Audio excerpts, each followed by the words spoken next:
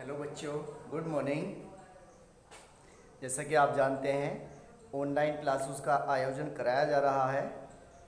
अब उसी कड़ी में आगे फिर से स्टार्ट करते हुए हम आज नई क्लास का लेक्चर प्रारंभ करने जा रहे हैं। बोर्ड पे आपको दिखाई दे रहा होगा ये 9th क्लास सब्जेक्ट फिजिक्स। कौन सा टॉपिक पढ़ना है हमें आज? न्यूटन के गति विषयक नियम।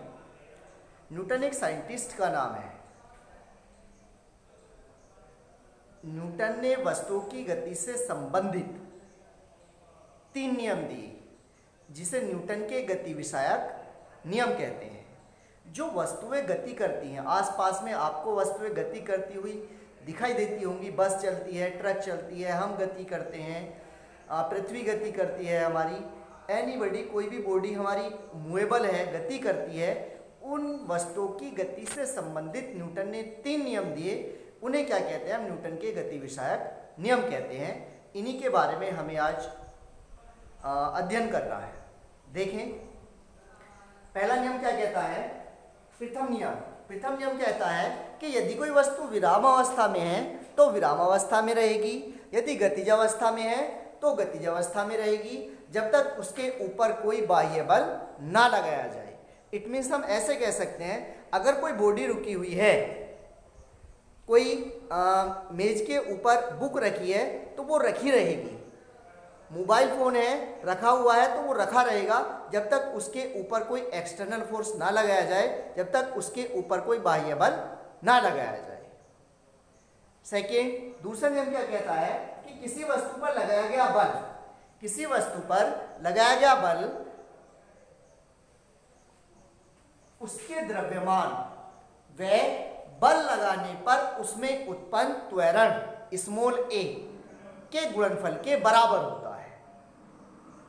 किसी वस्तु पर लगाया गया बल कैपिटल F, उस वस्तु के द्रव्यमान m, बल लगाने पर उसमें उत्पन्न त्वरण स्मॉल a के गुणनफल के बराबर होता है।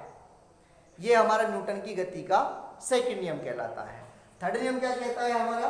थर्ड नियम कहता है प्रत्येक क्रिया की एक प्रतिक्रिया होती है।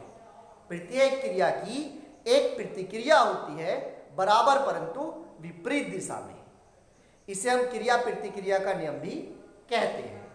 कैसे? कोई बॉडी आगे की ओर चल रही है, या हम ऐसे कह सकते हैं बंदूक से छूटी हुई गोली।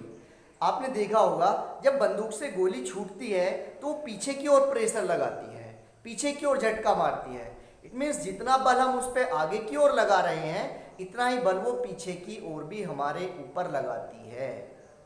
और एग्जाम्पल अगर हम इसका देखना चाहें, और एग्जाम्पल आपने देखा होगा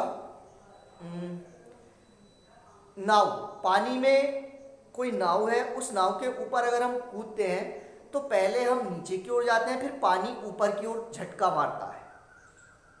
यह भी हमारा क्रिया प्रतिक्रिया के नियम के अंदर ही आता है। तो ये क्रिया प्रतिक्रिया के नियम से संबंधित हमारे 2, 3, 4 एग्जाम्पल हैं। इसे हम क्या कहते हैं? क्रिया प्रतिक्रिया का नियम भी कहते हैं। न्यूटन ने इन्हीं तीनों की गति